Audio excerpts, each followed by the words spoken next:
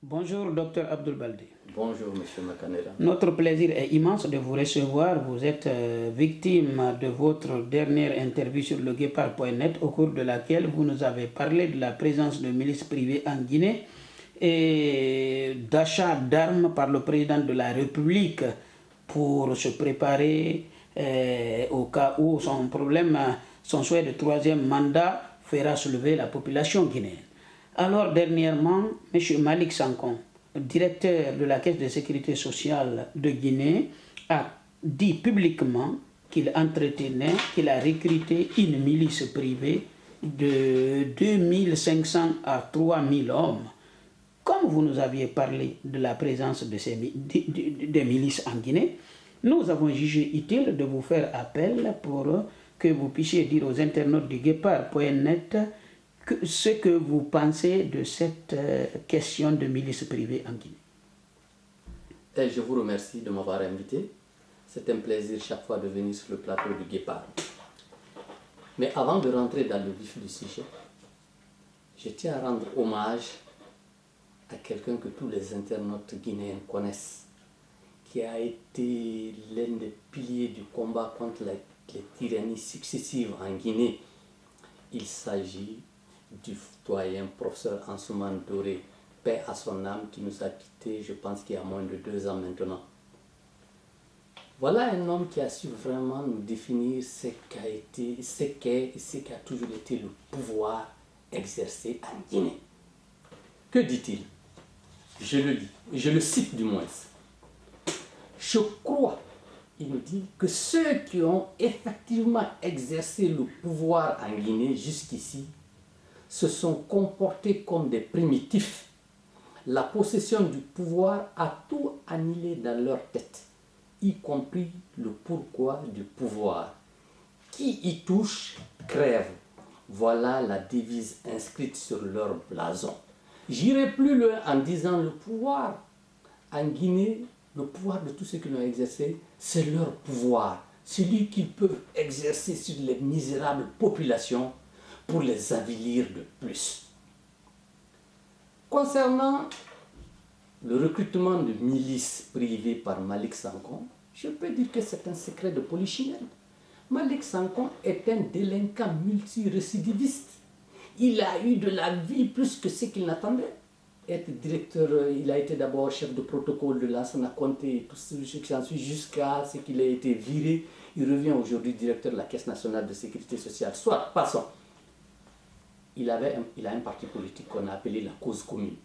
Cette cause commune n'est constituée que de loubards, des miliciens qu'il a recrutés pour saboter toute action entreprise pour mener la Guinée de l'avant. Dernièrement, j'ai dit, en réalité, des milices ont été recrutées en Guinée. Des armes ont été achetées. Quelque temps après, voilà le même Malik Sankon qui vient nous dire que pour défendre la Caisse nationale de sécurité sociale, il a recruté 3000. D'ailleurs, il a dit qu'il compte aller jusqu'à recruter 10 000 milices privées. On sait que M. Alpha Condé a acheté des armes. Il est allé en catimini en Italie. Il a acheté des armes. Ces armes-là sont en Guinée. C'est au vu aussi de beaucoup de personnes.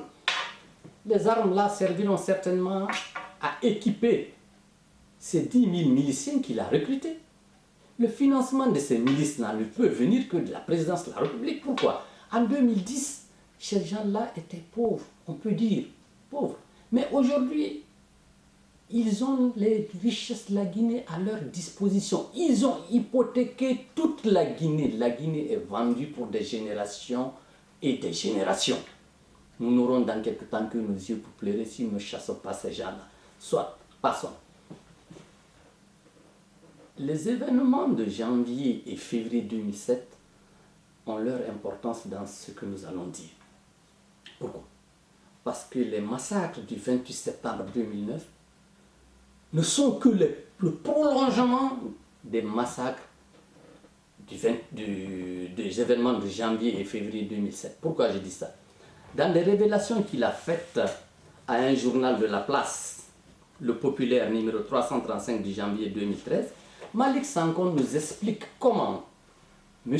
Alpha Condé a englouti des milliards pour faire de M.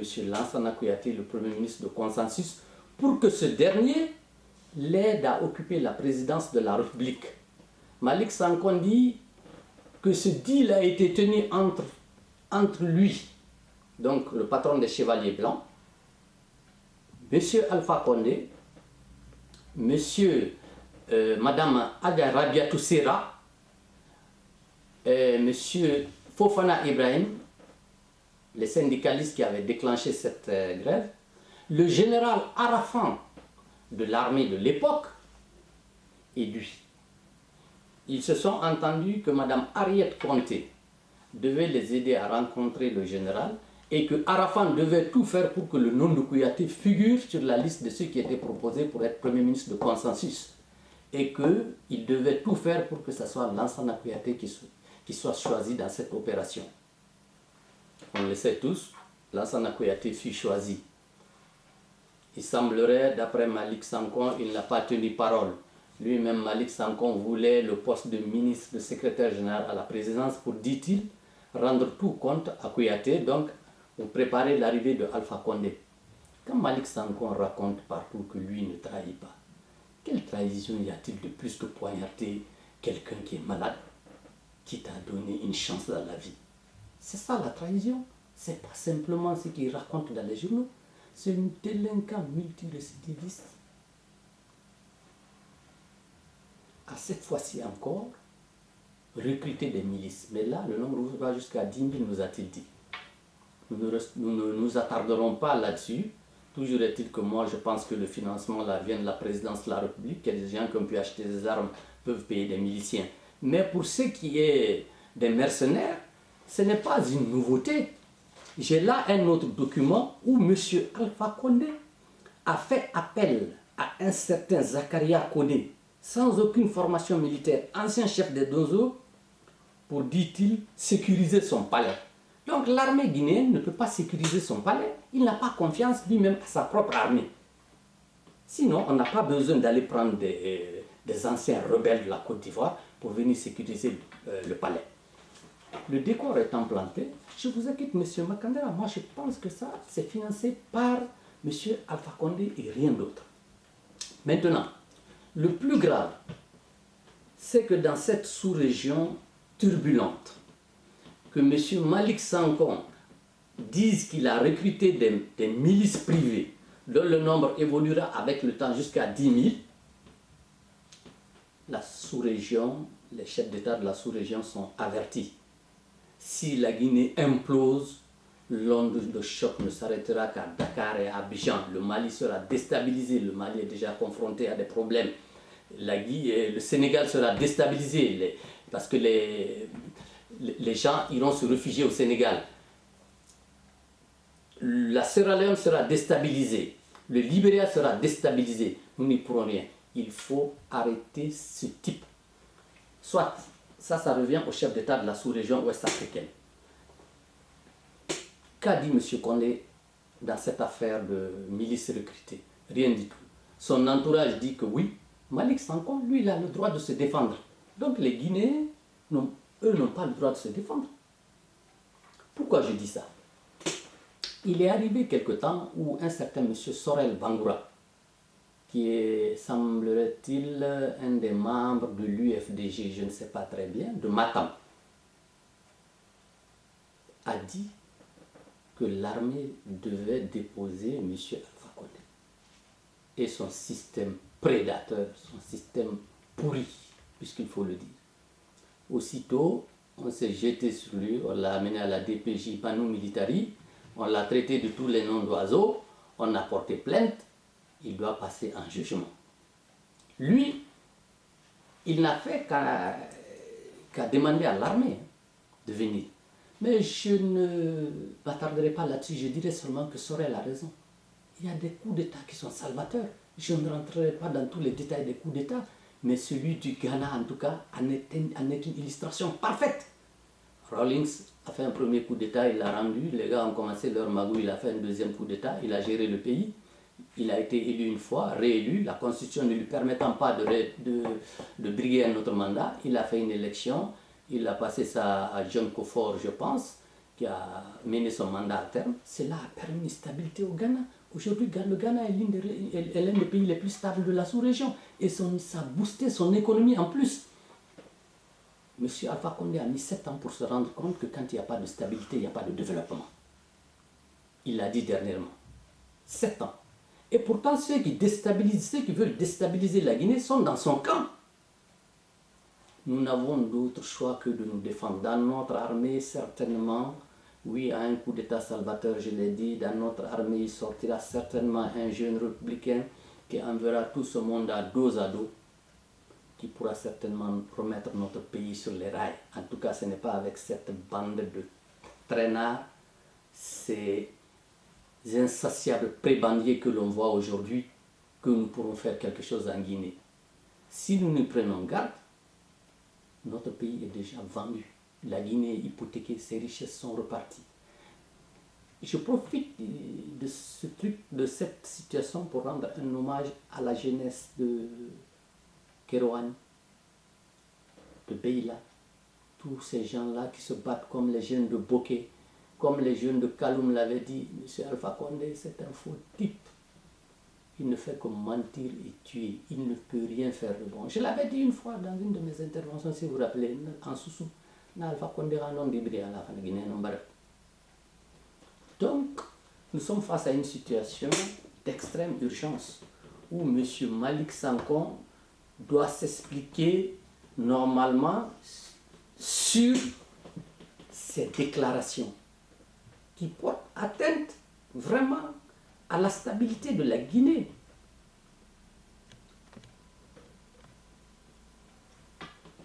Dans ces conditions, docteur, vous avez éclairé les internautes sur cette question. On peut aussi se demander pourquoi notre justice ressemble à une justice à multiples vitesses.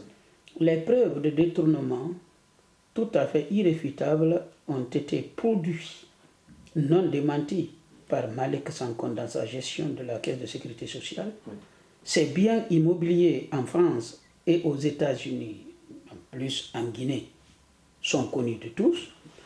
Pourquoi M. Sorel, lui, peut être inquiété par la justice en exprimant un souhait, c'est-à-dire que les militaires nous sortent de cette situation, et que Malick Sankon, qui reconnaît à entretenir 3000 militaires, n'est pas inquiété dans le même pays. Quelle est votre lecture de cette situation? M. Malick Sankon est protégé par Alpha Condé. Ce sont deux individus de la même bande. Je vous ai dit comment ils sont entendus en 2007 pour faire échouer les revendications salariales en achetant les gens. Donc ils ne peuvent se défendre les uns et les autres. Personne n'ose dire mot autour de M. Alpha Condé. Ils ont dit que si Malick Sankon a recruté toutes ces milices-là, c'est pour se défendre. La Guinée n'est pas un modèle de démocratie. La Guinée n'est même pas une démocratie. Il n'y a pas d'État en Guinée. L'État, je vous l'ai dit tout à l'heure, c'est une combinaison issue du croisement, si on peut dire comme ça, de l'État violent, sanguinaire du PDG et celui politico-militaro-africain du PIP de Lansana Conté. Voilà les gens qui tiennent la Guinée encore. M. Alpha Condé est venu, il a refait les mêmes choses que M. Lansana Conté, mais en plus grave. Parce que lui, il a vendu la Guinée. Il est en train de vendre la Guinée. Il passe tout son temps à voyager. Il est toujours entre deux avions, il nous dit, pour aller vendre la Guinée. Mais on n'a pas besoin de voyage, d'autant de voyages pour vendre la Guinée. Tout le monde sait ce qui se passe en Guinée. Il n'y a que lui peut-être qui ne le sait pas. Vous êtes là, vous savez ce qui se passe en Guinée. Les investisseurs ne viendront jamais en Guinée investir, les vrais. Qui va amener son fric en Guinée pour qu'on le spolie? Alors, une autre question est revenue très souvent. Oui. Et elle concerne aussi, ce n'est pas peut-être dans le cadre de ce que vous dites, mais elle concerne l'ancienne milice de Malick Sankon appelée les Chevaliers Blancs. Il y en a qui disent alors quel a été le rôle de ces Chevaliers Blancs dans les massacres du 28 septembre, parce que lui-même, il dit qu'il était de connivence avec Alpha Condé pendant cette époque. Oui, mais ça, c'est aux enquêteurs d'établir ça. Dans le rapport de l'ONU que j'ai ici, il est là, vous pouvez le rechercher pour le publier, on note la présence de civils armés qui étaient du côté des bérets rouges, qui tuaient, qui mataient, qui violaient aussi. Mais il faut qu'on sache d'où viennent ces milices-là. Il y en a qui vous diront, oui, c'était les gens basés à Caleta, mais ça, il faut le démontrer. Le général Baldé de la gendarmerie a dit dans son audition que c'est vrai que les manifestants, parmi les manifestants, donc, il y avait des loupards armés. Mais à qui étaient ces loupards-là? C'est très facile à comprendre ça. Mais pourquoi on ne jette pas un coup d'œil sur ça? On se focalise. À mon avis, aujourd'hui, pour les gens, il n'y a que Toumba qui a organisé tout ça avec Dadis. Ils ont massacré à eux deux. Ceux qui ont massacré en Guinée se baladent tranquillement. Sassine disait d'ailleurs concernant la Guinée une phrase qui reflète vraiment cette situation de la Guinée. Il dit, vous vous croyez libre, vos bourreaux se pavanent parmi vous. J'ajouterai qu'ils vous narguent, ils vous menacent. Vous n'êtes pas à l'abri même d'une exécution sommaire. Ça se passe. On a vu les règlements de compte en Guinée. La directrice du Trésor en Guinée a été abattue comme ça, froidement, en pleine rue. Ça ne finit pas. Donc, cette situation en Guinée est plus que tendue. C'est pour cela que je dis que dans certaines circonstances, des coups d'État salvateurs peuvent être la bienvenue. Alors, docteur Baldé, oui. Je pense que vous avez largement répondu aux questions de nos internautes qui ont été motivés par votre, comme je l'ai dit, dernière interview sur le Guépard.net. Oui. Il est de coutume avec le Guépard de vous demander votre dernier mot, voire de phrase. Oh, mon bout de phrase, c'est que... Que pouvez-vous dire aux Guinéens? Quel est votre dernier mot, si nous n'avons pas oublié d'autres questions sur lesquelles vous pouvez revenir? Lorsque ceux qui ont pour mission de protéger les populations ne le font pas, c'est un devoir sacré de se défendre. Nous avons le droit de nous défendre.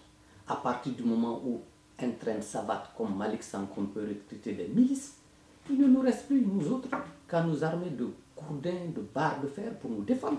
Nous n'allons pas laisser des bandits comme ça nous tuer impunément comme ça, parce que la Guinée est devenue la patrie de l'impunité. D'ailleurs, il y a quelque chose qui m'a frappé dans cette histoire de milice-là. Dès l'instant où Fort Gnassingbé est venu voir Alpha Condé, à son retour, des miliciens ont surgi de partout pour massacrer les populations du Togo. Que se sont-ils dit? Dieu seul le sait. Fort Gnassingbé, en tout cas, il continue de massacrer. Ça, c'est peut-être Malick Sankoh qui a donné des conseils à Alpha Condé, qui les a filés à Fort. Mais je pense que ça ne peut pas se terminer comme ça au Togo, parce qu'ils sont déterminés au moins à le chasser. Et d'ailleurs, paraît-il, l'opposition togolaise avait, refusé la médiation d'Alpha Condé qui ne voulait pas de lui là-bas. Est-ce que vous avez entendu? Je n'ai pas entendu parler de ça, il faut être honnête, mais ça ne me surprendrait pas. Quelle médiation lui peut faire alors qu'il est incapable de jouer son rôle en Guinée, hein? Alors qu'il est le premier violeur des lois en Guinée. Il va aller raconter quoi là-bas au Togo? Il n'y va pas d'ailleurs. Il préfère aller ailleurs où il dit « ouais, je vais chercher des investisseurs ». C'est Bantamasso qui nous dit que le président de la République voyage pour aller chercher des investisseurs. On n'a pas besoin de voyager pour aller chercher des investisseurs. Il faut créer des conditions pour que les investisseurs viennent. Mais lorsqu'un président se met à vadrouiller à travers le monde comme ça pour raconter des histoires, il n'y a qu'en Guinée qu'on peut voir ça. Moi, je n'ai jamais vu les Macky Sall et autres aller dire qu'ils vont aller chercher des investisseurs, ni Alassane Ouattara d'ailleurs. Pourtant, les investisseurs chez eux, ils travaillent. C'est ce qu'il faut. Mais lui, il se balade, quoi. Mais ce que je vais ajouter à cela, c'est que ceux qui nous gouvernent actuellement, ce sont des parvenus. Ils ont eu de la vie plus qu'ils n'en attendaient. Ce sont des aigris sociaux. On peut les appeler comme ça. Entre autres, vous avez parmi ces gens-là un certain Tibou Camara, qui à lui seul s'est érigé en institution de redresseur de tort. C'est lui qui a rétabli la vérité historique sortie des urnes en 2010, À lui seul, il est devenu une institution républicaine au grand dam de ces magistrats, de la CNI, donc qui ne représente rien. La Cour suprême n'est rien, c'est lui. Alors qu'il y a quelque temps, il chantait sur tous les toits qu'il fallait se séparer de M. Alpha Condé, sinon nous périrons tous. Lui n'est un valet de chambre, reste un valet de chambre. Ce type n'a rien dans la caboche, je ne parlerai même pas de sa formation. C'est un petit parvenu, un négri, qui a aussi eu de la vie plus qu'il n'en attendait. Voilà ceux qui gouvernent la Guinée aujourd'hui. Un simple valet de chambre s'est érigé en institution. Pouvons-nous tomber plus bas? Je vous pose la question. Ah, c'est la même question. Pouvons-nous tomber plus bas? C'est la même question. Des gens sortis de nulle part, des traînes savates comme les Malik Sanko, des valets de chambre comme les Tibou, sont aujourd'hui ce qu'on appelle des hommes d'État. C'est pour cela que je vous dis qu'il n'y a pas d'État en Guinée. Dans aucun pays du monde, un État ne s'est développé s'il n'est adossé à un véritable État, ayant un homme capable de faire adhérer le maximum de ses compatriotes à ses visions pour le développement. Celui-là veut nous les imposer par la force. C'est que c'est rien. On chante en longueur de journée. Ils sont incapables même de débarrasser la capitale de ses ordures. Et pourtant, il nous dit qu'il veut construire la Guinée comme Dubaï, à 300 mètres de Palais Sékou-Touré. Les Guinéens n'ont pas besoin de toi. La poubelle n'est pas... Ben, je vais vous dire, c'est une super chérie pour arracher les terres aux habitants de Kaloum, comme il l'a fait à Boké, où il prétend être né. Il a spolié ces gens-là de leurs terres. La dernière fois, on a vu ce qui s'est passé. Si les gens de Kaloum se laissent faire, il va les spolier de leurs terres, de leurs terrains, de leurs parcelles. Il va les envoyer en brousse. Il va les cantonner là-bas. Il va mettre les milices de Sanko à la porte de Conakry et ils ne pourront plus fouler le sol de Kaloum. Je parie, on en parlera. Alors, docteur, vous nous avez parlé aussi des mensonges du président de la République, sauf s'il disait que c'est la femme qui m'a mis au monde. Et où en est l'usine de Fria qui devait sortir des voitures il y a de cela un an. Le président nous avait donné 6 mois. Mais vous parlez vous parlez de l'usine de Fria. Mais attendez, je vais vous faire un petit listing rapide là. Les jeunes de Kaloum l'ont dit, c'est un menteur. Il nous avait dit, chaque étudiant une tablette. Vous avez vu la suite. Chaque tailleur une machine à coudre. On a vu la suite. Il est allé à Pita, il a dit que oui, là, on va monter une usine de transformation des patates en chips. On attend toujours. Hein. Ensuite, il est allé à Mamou. Bantam a dit qu'ici, le président a dit qu'il va monter une usine de montage de tablettes. On attend toujours. Ce n'est pas caricaturé. Qu'est-ce qu'il a dit? Une ligne de chemin de fer qui devait s'arrêter à Kankan, maintenant qui doit aller jusqu'à Ouagadougou en passant par Bamako. C'était une ligne de chemin de fer. Certains disent qu'il a dit l'autoroute à péage. Voilà. Arrêtons un peu. Je l'ai dit au Soussou. Je ne caricature pas. Je ne sais pas comment traduire ça en bon français. Alpha Condé a non dit prix. Anafa la Guinée n'a pas adonga bi fouye ou fana nana yiki. On katamane wongi di kiri harmara ou mafi unda kana wana ayambara unda kanadi. C'est quand même osé de nous promettre, mais Singapour ou Taïwan ne se sont pas construits par déclaration ni en un jour. C'est tout un processus sur plusieurs années. Le développement ne s'improvise pas, c'est le résultat de compétences et d'expérience de travail. Le mot de la fin, c'est que nous devons tout faire pour récupérer notre pays. Si une fraction républicaine de l'armée se dégage pour nous aider à faire cela, je dirais maintenant, aux internautes qui vont certainement me taper de tout leur... Je ne suis pas contre un coup d'État salvateur. Si c'est cela qui peut sauver la Guinée, eh bien voilà, je ne suis pas contre. Ça a sauvé le Ghana, pourquoi ça ne sauverait pas la Guinée? En tout cas, je pense qu'on préférerait être sous la coupe peut-être des militaires républicains qui des milices incontrôlées, inféodées aux individus. Vous avez dit le mot. Alors, docteur Abdoul Baldé, nous vous remercions très sincèrement. Je suis certain que nous ne tarderons pas encore à vous tendre notre micro. Parce que tout simplement, vous avez écrit beaucoup d'articles qui se montrent de plus en plus actuels. D'autres articles, d'ailleurs, je reviens très souvent sur vos articles, des fois sans même vous prévenir. Ce sont des articles publiés depuis 5 ans, 6 ans, 7 ans maintenant, mais qui sont d'actuels, il m'arrive de les publier sans même vous demander, en ne pensant pas que vous êtes hostile à cela. Non, je ne suis pas du tout hostile. Alors, Dr Abdoul Baldé, nous avons trop pris de votre temps. Nous vous remercions de votre disponibilité pour le Guépard et ses internautes. Merci, je me sens flatté. Bon, mais comment parler comme ça? Ah ben, c'est la réalité. C'est bon, ben, c'est comme ça. Nous vous remercions très C'est sincèrement. moi qui vous remercie.